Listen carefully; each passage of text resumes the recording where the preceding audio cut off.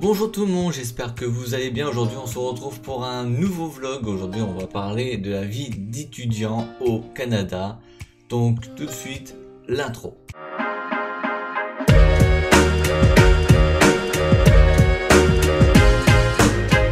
Dans la vie d'étudiant, les enfants canadiens vont à l'école maternelle à l'âge de 4 ans jusqu'à l'âge de 5 ans. Comparé à la France, évidemment, l'école maternelle commence à l'âge de 3 ans jusqu'à l'âge de 5 ans. Il y a aussi l'école primaire au Canada comme en France. Évidemment, les enfants canadiens, ils vont à partir de l'âge de 6 ans, c'est-à-dire juste après l'école maternelle, évidemment. On suit la chaîne, évidemment, jusqu'à l'âge de 11 ans. Soit comme ils appellent la primaire, de la première année jusqu'à la primaire 6e année. Qu'en France, c'est simple, l'école primaire ça commence dès l'âge de 6 ans, c'est sûr. Pendant 5 ans, donc avec le CP, donc les cours primaires, le CE1, CE2, les cours élémentaires, CM1, CE2, les cours moyens, jusqu'à l'âge de 10 ans. Parce que en gros, si vous voulez, c'est que nous on a, en France on a la partie maternelle, et après on commence tout ce qui est CP, CE1, CE2, CM1, CM2, sauf qu'au Québec, eux, ça s'appelle tout simplement première année, deuxième année, troisième année, quatrième année, cinquième année, sixième année. Voilà, c'est un petit peu différent de notre vie d'école, mais dans la barre d'infos, je vous en mettrai un petit peu plus, même un petit schéma, un petit tableau pour vous faire la différence entre Québec et France, pour vous rendre compte un petit peu comment c'est la différence France-Québec. Évidemment, le Québec, c'est totalement différent de la France, comme je vous l'ai dit dans les précédents messages, parce que nous, on connaît pas mal la maternelle, cours secondaire, cours primaire, l'école primaire, élémentaire et moyen, et puis après il y a le collège, le lycée, université et vie active pour nous. Sauf que évidemment, le Québec, c'est pas du tout la même chose. Par exemple, pour faire passer à l'étape du collège, ils appellent ça la seconde. Donc les adolescents canadiens vont au collège à partir de 12 ans. Donc évidemment ça se suit par rapport à la primaire qui est, comme je vous l'ai dit, CE1, CP, CE1 et CM1. On va faire court, mais même s'il y a deux classes pour CE1 et CM1, voilà, pour moyen et pour élémentaire. Soit comme ils appellent ça la seconde, de la première à la 5e année pour obtenir le DES. Qu'est-ce que le DES? C'est un équivalent du brevet en France, jusqu'à l'âge de 16 ans. Qu'en France, évidemment, on appelle ça le collège qui commence à l'âge de 11 ans, voilà, et rentre à la 6e jusqu'à la 3e pour obtenir le brevet des collèges à l'âge de 14 ans, à moins que vous avez un enfant super génie, tout ça, et qu'il arrive à faire tout ça avant l'âge de 14 ans. Ça, c'est que vous avez bien travaillé, mes chers parents. Donc après avoir passé les cours, la partie maternelle, primaire et collège, figurez-vous que les jeunes adultes canadiens vont à la CEGEP, soit la cégep. Qu'est-ce que ça veut dire le mot cégep? C'est tout simplement le collège d'enseignement général et professionnel. Ils y rentrent à l'âge de 17 ans jusqu'à l'âge de 18 ans. Ils y passent le DEC ou le DEC. Je vous mettrai évidemment tout ce que ça veut dire. Je trouverai sur Wikipédia et tout, je pense. Ou alors peut-être sur un site dédié au Québec en éducation. Peut-être que le DEC veut dire quelque chose, parce que j'ai pas eu le temps de faire mes petites recherches. J'ai simplement trouvé leurs équivalents de diplôme. C'est un équivalent du bac côté France, tout simplement. Qu'en France, le lycée se fait à l'âge de 15 ans pour 3 ans, jusqu'à l'âge de 18 ans. Ensuite, après avoir fait le cégep, vous pouvez faire d'autres études. Moi, par exemple, je vais parler de mon expérience à moi. Bon, je sais que j'ai plus l'âge d'aller à l'école, d'aller au lycée, l'université et tout ça, mais vous avez aussi droit de passer des cours. Par exemple, pour moi, dans à peu près 2 ans, même moins en fonction de la vidéo, je vais tout simplement faire des cours d'anglais. Voilà. Donc si vous voulez faire des cours d'anglais, de dessin, de manga, plein d'autres choses, ou si vous voulez tout simplement être designer pour un site internet, si vous voulez, je sais pas moi, être développeur de jeux vidéo, webmaster, enfin voilà, plein de trucs comme ça. Alors moi, par mon expérience que je suis en train de mettre en place, je vais vous en parler un petit peu. Par exemple pour les cours d'anglais, il y a des écoles adéquates pour débutants ou pros.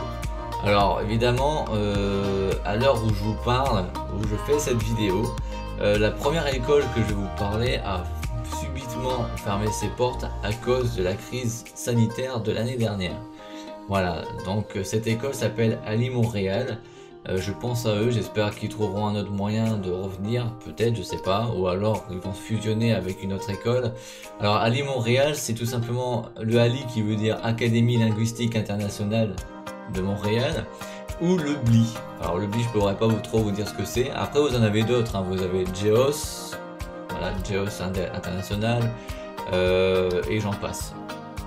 Après, si vous voulez faire des cours de dessin ou de manga, alors ça c'est aussi de mon expérience parce que peut-être si j'ai les moyens et si j'ai le temps, j'aimerais bien un peu dessiner un peu de manga parce que j'aime bien les mangaka, comment ils font bien leurs dessins. En plus, voilà, c'est de super histoires qu'ils font en nous transportant dans leurs univers tout en regardant les dessins, les planches de dessin, les bulles et tout, les dessins bien faits. Alors si vous voulez faire par exemple des cours de dessin ou de manga, il y a des professeurs professionnels qui vous reçoivent dans des classes adaptées ou à domicile selon la demande du professeur. On va continuer un peu mon expérience que je voudrais faire dans 1 an et demi ou 2. C'est après avoir parlé des cours, je vais vous parler des logements. Parce que figurez-vous que si vous êtes par exemple comme moi en France, bon évidemment moi c'est prévu, hein, les logements ça va être un appartement et tout ça, mais imaginons que par exemple vous êtes un Canadien, vous vivez à Vancouver, que ben, vous n'allez pas faire le trajet en avion aller-retour le matin, midi et soir pour rentrer et puis revenir, vous avez payé une fortune pour vos déplacements, plus les inscriptions des cours. Moi, ce que je peux vous proposer, c'est les logements qu'il y a par exemple à Montréal. Par exemple, si vous habitez à Vancouver, vous allez évidemment prendre quelques affaires et puis prendre un logement, dortoir et compagnie. Donc, si vous êtes des personnes étrangers évidemment et que vous venez faire vos études au Canada, il y a différents moyens de logement. Le premier, c'est les dortoirs qui sont compris normalement avec inscription pour les cours. Donc ça veut dire que par chez nous, en France, on dit internat. Je ne sais pas si on dit internat, mais c'est à peu près le même principe. C'est-à-dire que vous avez le lycée et vous avez un bâtiment derrière ou un peu plus loin ou à quelques kilomètres où vous avez des bâtiments qui sont tout simplement des dortoirs que vous louez, par exemple une chambre pour pouvoir dormir, faire vos devoirs et puis manger évidemment sur place. Il y a la cantine et tout, le self-service. Voilà, je cherchais le mot parce que ce mot-là on ne le dit pas très souvent et c'est un peu dur à le dire dans ma bouche. Après, le deuxième, c'est de vivre chez un habitant. Ça comprend une chambre privée et une salle de bain à partager avec d'autres occupants. Donc il faut vivre ensemble. Et puis en même temps, ce qui est bien, c'est que si vous vivez chez l'habitant, ben, vous pouvez faire d'autres choses. Par exemple, avec la famille qui vous reçoit et tout ça, et qui vous fait vivre pendant l'année votre scolarité, peut simplement vous faire découvrir le Canada. Par exemple, visite d'une cabane à sucre, ou alors faire des courses, enfin voilà, il y a plein de trucs, ou alors faire du sport, visiter d'autres endroits, ou alors s'ils font un week-end au Québec, et ben vous allez au Québec avec eux.